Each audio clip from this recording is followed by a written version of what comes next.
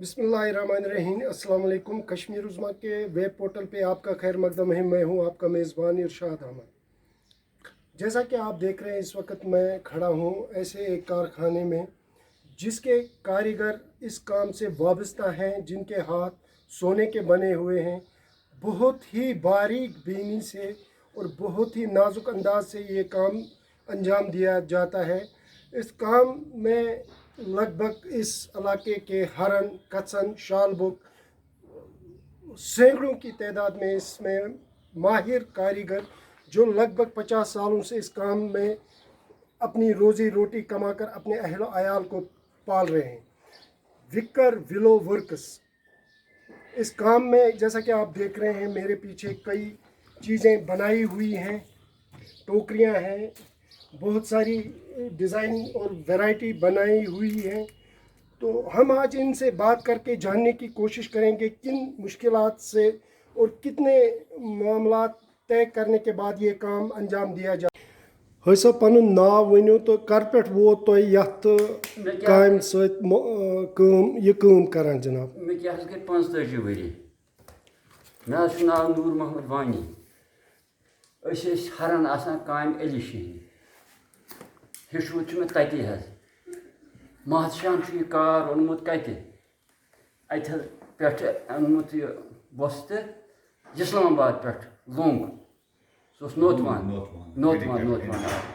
ये कोर्मुत स्टार्ट महदशान जनतेन सह हरन बसान तो मे गई 45 वरी पकान ये तुम गो यथ काम सत 45 वरी। अहन मे वन तो ये सात तुम यह स्टार्ट लोजो कम कर तम सात क्या तुज वंस तम सात क्या मेरी वंस ये स्टार्ट लग मे यह कर गोडनेथ तम सात 20 worry.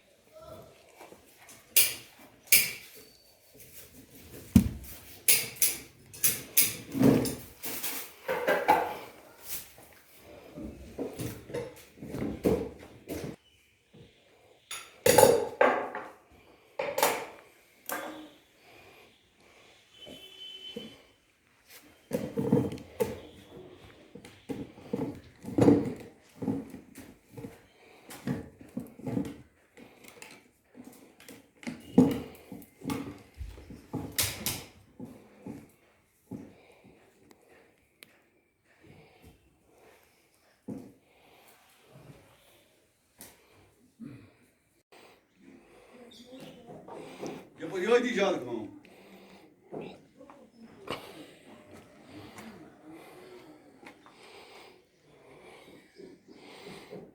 Ya, bu fazla haram. Bu rahat mal.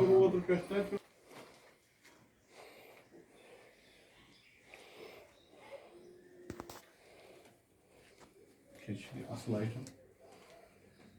Aydınlık sığır. Madraj जबरदस्त पढ़ाई थी।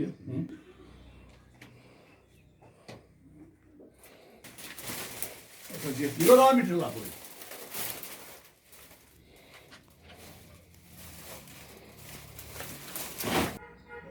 ट्रिपल बैग आया शिम्स पता Kulaş koyarsan civan, yıroz yıkan bir asıl gelmiş dünya sağ.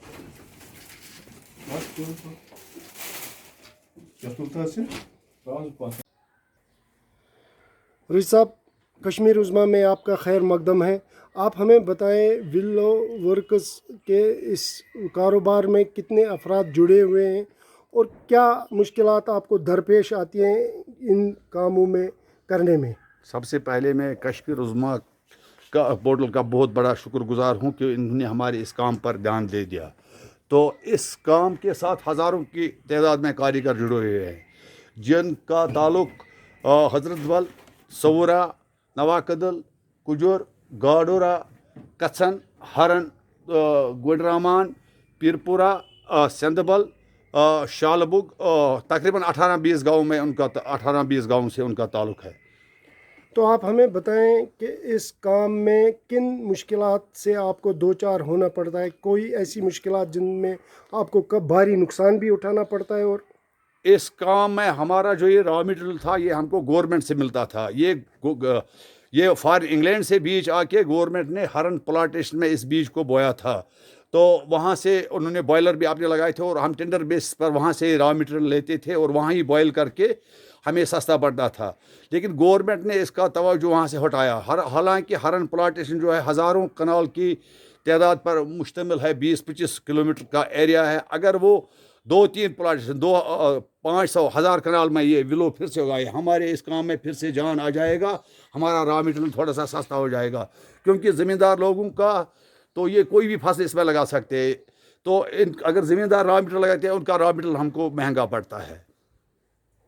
رئیس صاحب ہمیں بتائیں, ہرن, شالبگ, کچھن وغیرہ اس علاقے میں یہ کام کب سے شروع کیا گیا اور اس کی شروعات کہاں سے ہوئی؟ میری پڑھائی جو سن 1974 تک تھی, سن 1974 سے میں بھی اس کام کے سے جڑا ہوں. تو یہ کام سن 1960 میں انگلینڈ سے بیج آ کے ہرن پلانٹیشن میں بویا تھا. پھر وہاں سے کچھ سال کے بعد سویلین کو یہ الاؤڈ ہوا ہے. اب ہر جگہ یہ سویلین میں بھی الاؤڈ ہے یہ بیج. اس کام کے ساتھ میں تقریباً 45 ایئرز سے وابستہ ہوں. یہ بتائیں یہ اس کام کی اس علاقے میں گاندربل, ہرن کے ان علاقوں میں کس طرح شروعات کی گئی اس کام کی؟ جی, اس کام کے کاریگر پہلے یہ اننت ناگ سائڈ سے لائے گئے یہ کاریگر. پھر اننت ناگ سائڈ سے اس کا ایک ماسٹر تھا, ہینڈی کیپڈ کاریگر تھا, تو وہاں انہوں نے کارخانہ لگایا ہرن میں, اور ہرن سے ہی کچھ کاریگر پہلے یہاں تیار ہو گئے. پھر ان کاریگروں نے اس کو پھیلایا, پورے گاؤں میں پھیلایا, ساری سائڈ میں پھیلایا اس کاریگروں. پھر جو کاریگر ان سے سیکھ کے نکلے تو انہوں نے پورے علاقے میں پھیلایا دوسرا کام باقی کاریگروں کو. اس وقت بھی نئے کاریگر جو ہے نا, نئے کاریگر اس میں نہیں جڑ جاتے ہیں, کیونکہ جو پرانے تھے وہی لوگ کریں. نیا جنریشن جو ہے نا اس کام سے پیچھے ہٹ رہی ہے. اس کام سے پیچھے کیوں ہٹ رہے ہیں؟ را مٹیریل کی پرابلم ہے. اگر را مٹیریل سستا ہو جائے گا, نئی جنریشن نوکری کو چھوڑ کے اس کام پر پھر آ جائے گی واپس. تو گورنمنٹ کو بھی چاہیے کہ وہ اس کے اپنے یہ ڈیزائنر وغیرہ ٹریننگ سینٹر ہر گاؤں میں لگائے, موونگ ٹریننگ سینٹر 2-2, 4-4 مہینے کے گاؤں میں رک کے. ہینڈی کرافٹ محکمہ اس پر پورا توجہ نہیں دے رہا ہے. اگر ہینڈی کرافٹ محکمہ اس پر پورا توجہ دے دے گا تو اس کام میں پھر سے نئی جان آ جائے گی. رئیس صاحب آپ ہمیں بتائیں آپ کا یہ مال باہرونی ممالک بھی جاتا ہے؟ ہاں, یہ کچھ ڈیزائن یہاں سے ایسے بھی بنتے ہیں جو یہاں سے دوسرے ریاستوں میں جا کے وہاں سے ایکسپورٹ ہوتا ہے, بیرونی ممالک میں بھی جاتا ہے. بیرونی ممالک آپ ہمیں بتائیں ہندوستان کی کن ریاستوں میں آپ کا مال بھیجا جاتا ہے؟ ہندوستان کے اگر یہ جتنے بھی میٹرو سٹیز ہیں, بڑے شہر ہیں, تقریباً ہر شہر میں یہ مال ہمارا جاتا ہے. ہر شہر میں میٹرو سٹیز جتنے بھی ہے, بڑے شہر ہیں, ڈسٹرکٹ میں, ہر ڈسٹرکٹ میں یہ مال ہمارا پہنچتا ہے. تو کشمیر میں اس مال کی کتنی کھپت ہوتی ہے؟ کشمیر میں بھی کافی کھپت ہوتی ہے. جو شادی بیاہ کے اس وقت ہوتی ہے, یا ڈرائی فروٹ یا گفٹ آئٹم, اس کے لیے اسی مال کو یوز کیا جاتا ہے. اسی مال میں گفٹ آئٹم وغیرہ ڈال کے, تو گفٹ کے لیے, شادی وغیرہ کے لیے, کوئی بھی فنکشن ہو اس کے لیے استعمال کیا جاتا ہے. رشید صاحب اس ٹوکری کے متعلق ہمیں بتائیں یہ کیا چیز بنائی جا رہی ہے؟ اس کو ہم ولو کریل باسکٹ بولتے ہیں. یہ یہاں سے 20-25 ہزار پیس نیر آؤٹ سال میں بنتا ہے. تو یہ یہاں سے کلکتہ جاتا ہے, اور کلکتہ میں اس کو بیلٹ وغیرہ لگا کے یہ فشنگ کے کام آتا ہے. جو مچھلی امریکہ میں, کینیڈا میں وغیرہ بہت سارے فارن اسٹیٹوں میں جاتا ہے. پھر کلکتہ میں یہ فلٹنگ کر کے بیلٹ لگا کے یہ مچھلی پالن, جو مچھلی پکڑنے کے شوقین ہوتے ہیں انگریز لوگ, ان کے کام آتا ہے. یہ یہاں سے یہ باسکٹ بن کے جاتا ہے کلکتہ میں. ایکسپورٹ اس کے کلکتہ میں. تو اس کا مطلب ہے کہ یہ وہ چیز ہے جو یہاں سے ہرن سے ایکسپورٹ ہو کر باہر کے ممالک میں جاتی ہے. ہاں, ہم ڈائریکٹ ایکسپورٹ نہیں کرتے, ایکسپورٹروں کو دیتے ہیں. کلکتہ میں اس کے بہت سارے ایکسپورٹر بیٹھے, وہ اس کو پھر فارن میں سپلائی کر دیتے ہیں پورا فنشنگ. کس جگہ یہ ایکسپورٹ ہو کر جاتی ہے رشید صاحب؟ زیادہ تر یہ چیز کلکتہ میں جاتا ہے. یہاں سے کلکتہ سے پھر شپنگ ہوتی ہے اس کی. تو کس ممالک میں یہ جاتی ہے؟ یہ زیادہ تر امریکہ میں جاتا ہے, کینیڈا میں جاتا ہے, ये इधर ये इटली साइड में जाता है, तकरीबन बहुत सारे देशों में ये जाता है, बहुत सारे मुल्कों में जाता है, अब और जाता है ये सारा ये आइटम।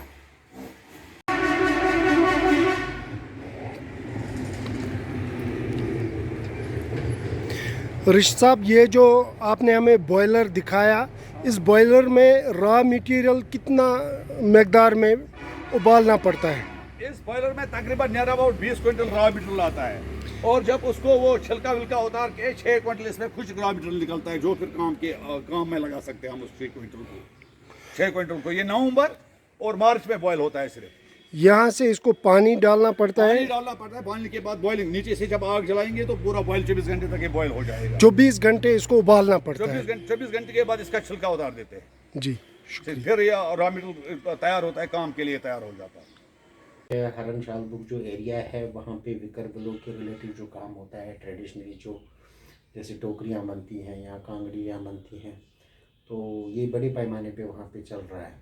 तो आप जिस बात का जिक्र कर रहे हैं, जहाँ तक मेरी नॉलेज में है, कुछ 15-20 साल पहले जो होता था, जो हमारा फॉरेस्ट एरिया है वहाँ हरन शालबुग से प्लांटेशन एरिया है मेनली, तो उसमें कहीं कहीं पे जब विकर विलो ग्रो होता था तो वो एक शायद एग्रीमेंट हुआ होगा, तो उसका ज़्यादा इन्फॉर्मेशन अभी डॉक्यूमेंटेड नहीं है कि किस तरह से फिर वो लोग उसको हार्वेस्ट करते थे and then it was utilise. लेकिन अभी जो है, क्योंकि फॉरेस्ट लैंड से नहीं हो रहा है, प्राइवेट लैंड हैं, जो लोग जो है अपने प्राइवेट एरियाज़ में विकर विलो की ज़्यादातर पैदाइश करते हैं, तो उसके बाद उसको यूटिलाइज़ किया जाता है। लेकिन अगर ऐसी कोई बात है तो मैं आपकी वसातत से ये कहना चाहूँगा, अगर कोई वफद भी है जो इस बात का ये अंदेशा कर रही है कि 20 साल पहले इनका फॉरेस्ट के साथ भी कोई टाइप था, तो उनके साथ उनको मैं यही रिक्वेस्ट करना चाहूँगा कि अगर एक बार मेरे ऑफिस में आके वो आ जाए तो हम उनसे बात भी कर लेंगे, पूछ लेंगे कि क्या होता था। और हमारा, मैं आपको कहूँ कि डिपार्टमेंट का हमेशा से ये अब ज़्यादा तौर पर ज़ोर ये है, क्योंकि ये जो विलो है ये नॉन टिम्बर फॉरेस्ट प्रोड्यूस का एक प्रोडक्ट आ जाएगा उसमें, जिसमें मेडिसिनल प्लांट्स भी हमारे आते हैं। तो मेडिसिनल प्लांट्स के तय अभी जो है डिपार्टमेंट बड़ी संजीदगी के साथ एक पॉलिसी के इम्प्लीमेंटेशन के इनफैक्ट अभी पॉलिसी जो है वो ड्राफ्ट स्टेज में है, बन रही है। तो उसमें बड़ा संजीदा है कि कैसे लोगों को इन्वॉल्व किया जाए, कैसे लोगों को, जो लोग ख़ास तौर पर जंगल के जो बिल्कुल साथ साथ रहते हैं, तो उनके एडवांटेज के लिए, उनके लिए एक अल्टरनेटिव सोर्स ऑफ लाइवलीहुड भी जनरेट हो जाए, और उसके साथ साथ जो हमारे मेडिसिनल प्लांट्स हैं उसकी एक सस्टेनेबल हार्वेस्टिंग भी हो जाए, या मेडिसिनल प्लांट्स या एंटी-एफीज जो है। तो इस ज़मन में अगर ऐसी कोई बात है, ऐसा कोई अंदेशा है, तो वो ज़रूर आकर हमारे साथ बात कर सकते हैं।